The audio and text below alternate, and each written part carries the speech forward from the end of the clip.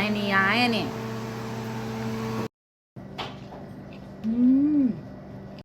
اشتهينا كباب عراقي، قررت اني اقوم واسويه بالبيت. شي سو جود. هاي جايز، يلا نبلش.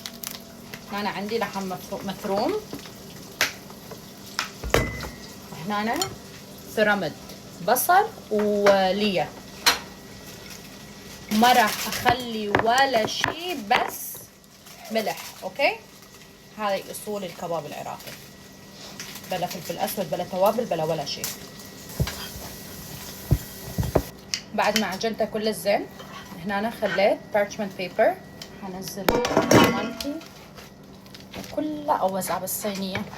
خليت شويه زيت زيتون جوا على الصينيه. حب الكذب ولا فنون ولا لف ولا دور، بالعشق بأصوله في شروطه على نور. شوفوا شوفوا شوفوا، صفطتها كده هيجي. هسه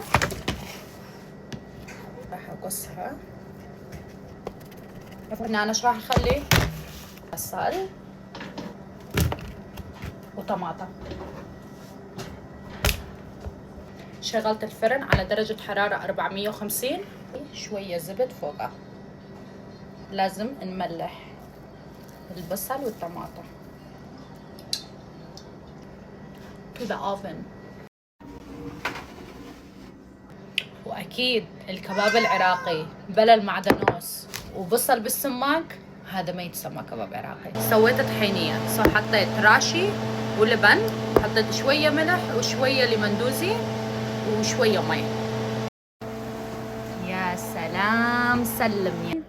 خلي رشه سماق.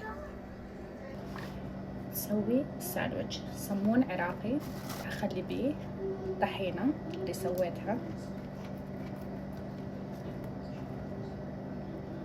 خلي الكباب لذيذ، طعمته تخبط اكيد.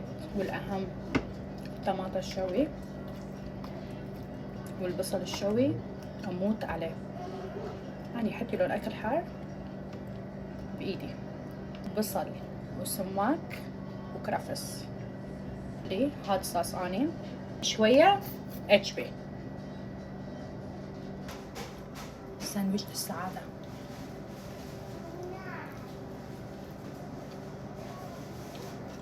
الكباب طلع سو جود.